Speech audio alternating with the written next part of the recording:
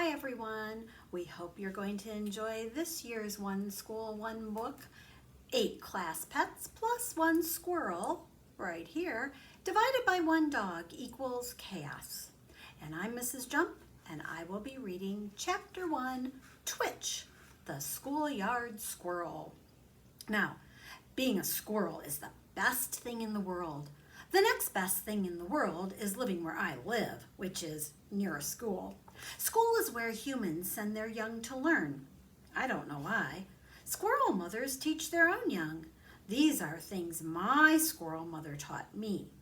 How to climb, how to land when I jump or fall, how to find food, how to bury food, how to find food after I've buried it, how to look cute enough that humans will give me food so that I don't have to find it, bury it, or find it again, how to get along with animals that don't eat squirrels.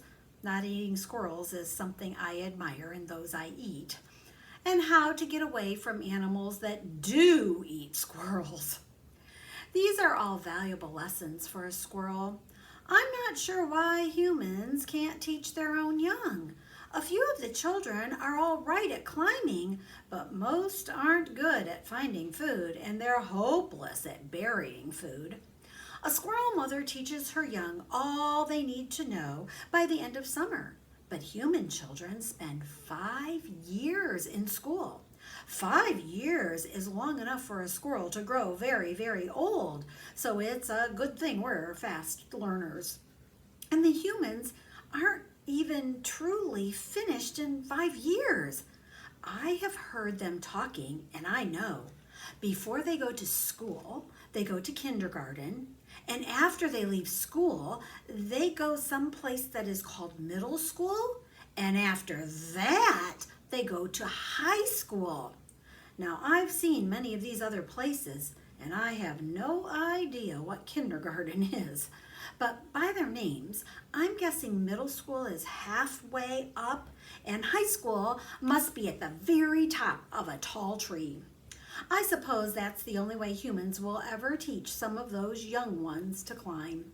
But school and the yards around it are a good place to live.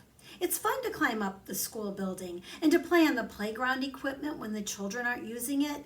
There are so many trees for climbing, and some of them are nut trees, and some of them are fruit trees. That's 2 of my biggest interests rolled into one: climbing and eating. And the people who live here love squirrels. They're always buying toys and exercise equipment for us, and they set these things up around a feeder to make sure we notice them. It's a mini playground with a snack bar in the middle. Now, some of the toys are for twirling on, and there are ropes to shinny up and climb down, and a balance beam to walk across. Sometimes, to make things extra challenging for our benefit, the ropes and the poles are greased to make them slippery. Whee! Now, it's very considerate of people to give us these jungle gyms so that we don't become fat, lazy, like, for example, the groundhog. One day I was exploring a new bird feeder in the yard next to the school.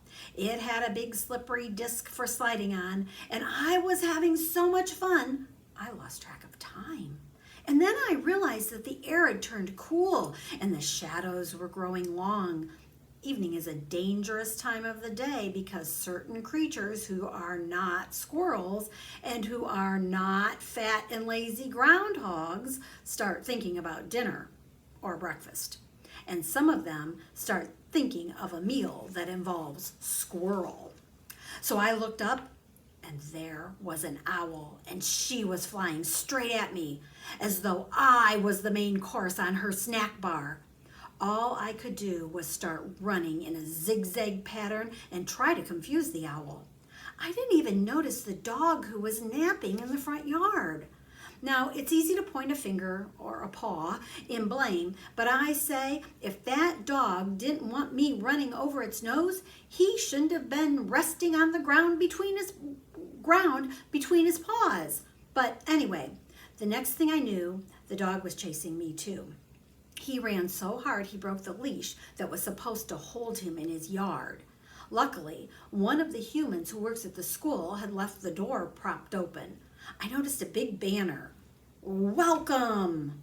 This is the same banner that tells the children school is open again after summer.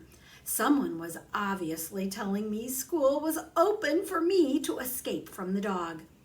Didn't I say that people here love squirrels? So for the first time in my life, I ran into school. That owl veered away and flew off into the evening, but the dog followed me in.